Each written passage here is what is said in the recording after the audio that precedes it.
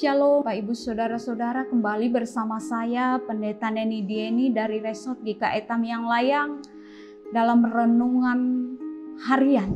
Pada pagi hari ini firman Tuhan yang diperhadapkan bagi kita diambil dari kitab Perjanjian Lama, yaitu Habakuk pasal yang ketiga ayat yang pertama hingga ayat yang ke-19. Di sini dengan perikop doa Nabi Habakuk. Namun sebelum kita bersama-sama untuk membaca firman ini dan kita merenungkannya, mari kita satu di dalam doa, kita berdoa. Terpujilah Engkau Allah yang begitu besar dan senantiasa mengasihi hidup dan kehidupan kami, sehingga pada hari ini pun kami boleh ada sebagaimana kami ada. Terima kasih Tuhan. Jikalau saat ini kami ingin bersama-sama untuk merenungkan kebenaran firman-Mu, biar Tuhan yang memperlengkapi kami dengan kuasa Roh Kudus-Mu, sehingga kebenaran firman ini boleh dinyatakan bagi kami dan kami boleh bersuka cita di dalamnya. Jauhkan kami dari segala seteru, pakai hamba sebagai saluran berkat. Di dalam nama Tuhan Yesus Kristus kami berdoa. Amin. Saya hanya bacakan satu nas firman Tuhan buat kita pada hari ini Bapak Ibu. Saya ambil dari ayat yang ke-13. Dia berbunyi demikian. Engkau berjalan maju untuk menyelamatkan umat-Mu, untuk menyelamatkan orang yang kau urapi. Engkau meremukkan bagian atas rumah-rumah orang fasik, dan kau buka dasarnya sampai batu penghabisan. Demikian firman Tuhan. Shalom Bapak Ibu. Kita yakin kita senantiasa diberkati oleh Tuhan Yesus Kristus. Amin. Bapak Ibu saudara-saudara, kadang-kadang kita sulit sekali untuk memahami maksud dan rencana Tuhan dalam hidup dan kehidupan kita.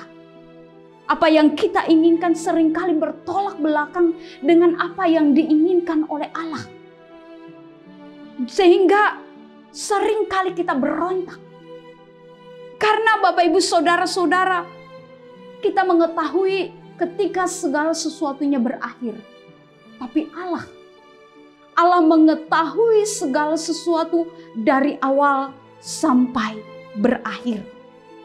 Dan kita yakin apa yang diinginkan Allah pasti yang terbaik bagi hidup dan kehidupan kita manusia. Hal ini kita melihat Bapak Ibu saudara-saudara, itu terjadi dalam diri Nabi Habakuk pada awalnya. Dia berontak kepada Allah. Dia mempertanyakan tentang keadilan. Dia mempertanyakan pada waktu itu apa maksud Allah atas bangsanya. Mengapa bangsanya dihukum? Padahal kita mengetahui bangsanya adalah umat pilihan, umat kesayangan. Lalu kemudian dia bertanya, mengapa Tuhan seolah-olah tutup mata? Mengapa Tuhan seolah-olah diam, tidak bergeming sama sekali? Dan di sana Bapak Ibu saudara-saudara, kalau kita lihat di dalam nas-nas sebelumnya, dia juga mempertanyakan, mengapa orang-orang fasik hidup di dalam damai dan orang benar dalam keadaan yang sulit? Ada berbagai macam pertanyaan mengapa yang dia lontarkan pada waktu itu ketika dia tidak memahami segala sesuatunya. Seperti yang saya katakan pada awal, sulit untuk memahami maksud Allah di dalamnya. Dia sangat sulit untuk memahami apa yang diinginkan oleh Allah. Tetapi Bapak Ibu saudara-saudara yang kekasih dalam nama Tuhan kita Yesus Kristus, Allah tidak pernah membiarkan itu berlanjut begitu lama. Dia memperlihatkan bagi Nabi Habakuk segala kemurahannya, segala kebaikannya, segala kuasanya. Seperti yang saya bacakan di dalam nas ayat yang ke-13 itu tadi. Bahwa Allah mampu untuk menyelamatkan umatnya seturut dengan kehendaknya. Mustahil bagi manusia tetapi tidak pernah mustahil bagi Allah. Bapak Ibu saudara-saudara, pada pasal yang ketiga ini segala sesuatunya terjawab melewati doa Nabi Habakuk ini. Bahwa Tuhan tidak pernah membiarkan dan Tuhan tidak pernah meninggalkan orang-orang yang hidup benar di hadapannya. Dan melewati doa Nabi Habakuk ini kita melihat ada janji keselamatan yang Tuhan teguhkan. Yaitu di dalam ayat yang ketiga dan ayat yang keempat akan saya bacakan, demikian bunyinya. Allah datang dari negeri teman dan Yang Maha Kudus dari pegunungan Paran. Keagungannya menutupi segala langit dan bumi pun penuh dengan pujian kepadanya. Ada kilauan seperti cahaya sinar cahaya dari sisinya, dan disitulah terselubung kekuatan. Bapak Ibu yang kekasih, Tuhan mengetahui semua jauh lebih baik dari kita. Dan ketika Tuhan mengizinkan hal yang lebih buruk itu terjadi, pasti ada maksud dan rencana yang baik.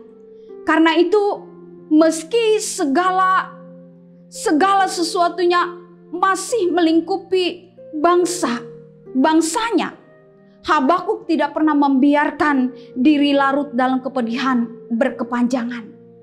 Karena Nabi Habakuk percaya di dalam iman bahwa Allah mengetahui segala sesuatu yang terbaik bagi anak-anaknya. Bapak Ibu saudara-saudara yang kekasih, dalam nama Tuhan kita Yesus Kristus, dari pembacaan firman Tuhan buat kita pada pagi hari ini, ada 3 hal yang bisa kita ambil dari nas ini. Pertama, Bapak Ibu saudara-saudara, tetaplah berdoa. Sekalipun Tuhan belum menjawab doa kita, tetaplah berteriak pada Tuhan. Yakinlah bahwa Ia mendengar seruan dan doa kita. Karena Allah selalu peduli bagi setiap orang yang benar dan yang percaya kepadanya. Yang kedua, tetaplah beriman. Ketika jawaban Tuhan tidak seperti kita inginkan, percayalah pada Tuhan. Hati Tuhan pada pribadinya yang kudus, dan terimalah apapun jawaban yang Tuhan berikan adalah yang terbaik. Yang ketiga, pandanglah keagungan dan kebesaran Tuhan seperti yang dilakukan Habakuk. Pada saat itu kita akan menyadari bahwa masalah kita itu kecil di hadapan Tuhan yang besar. Kiranya Tuhan memberkati kita di dalam firman-Nya. Amin. Mari kita satu di dalam doa. Kita berdoa.